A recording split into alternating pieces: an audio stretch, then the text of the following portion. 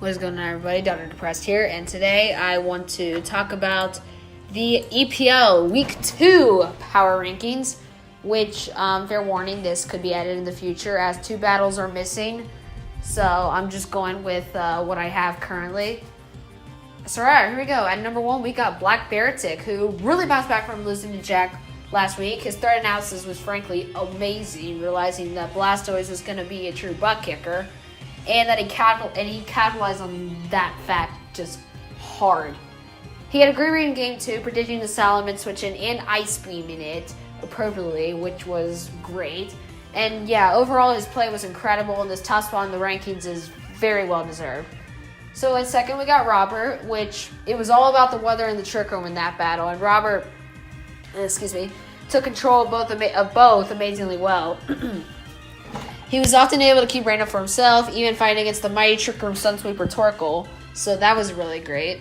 He picked up something quite unconventional this week in Life Orb Ludicolo, which ended up being a menace, and if Robert's able to keep this up, he's going to really be a big threat. So in third, we have Pupper VGC. Solid play this week, very good job emphasizing Trick Room to the fullest, making great reads, and capitalizing on the matchup hard.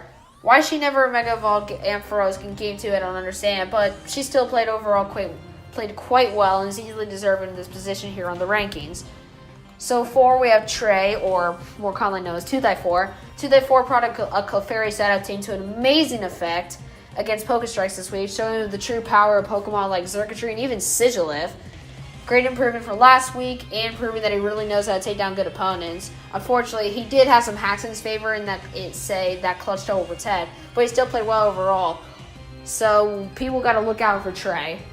And now we have 5, Pieflingmeister, who really clutched it out with his complete mess up Game 2, filling in Andrew's entire game plan and getting destroyed, and then getting that lucky kill Game 3 off the crit.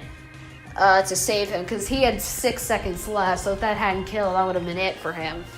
And so he won, but only barely, leaving him as the worst winner on the rankings at 5th.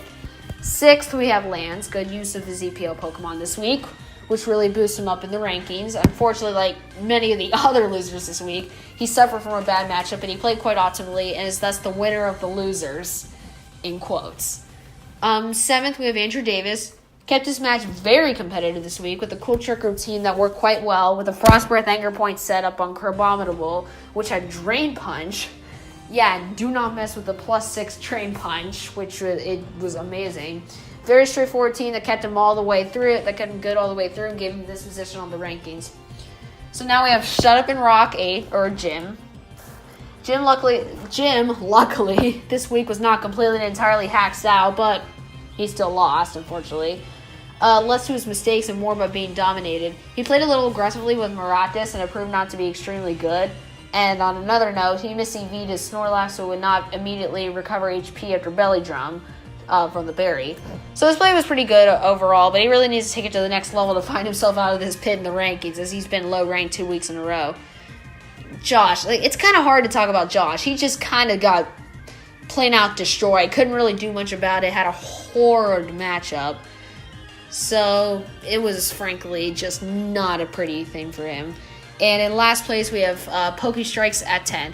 So he had a Fight EMZ Bulu, which in my opinion is not that good at all.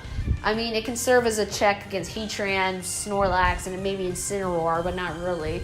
So in my opinion, that's kind of a meh option and a very memey option. So he also had some pretty bad stuff happen to him this week, such as a few questionable plays and a poor matchup against Trey's team. However, he made very good use of his EPL Pokemon in Grumpig, I believe. But this is the second time he has been dominated. He really needs to step up that game of his. And yeah, guys, so that's going to be it for EPL Week 2 rankings. Thank you guys for watching, and I will see you guys next time. Peace.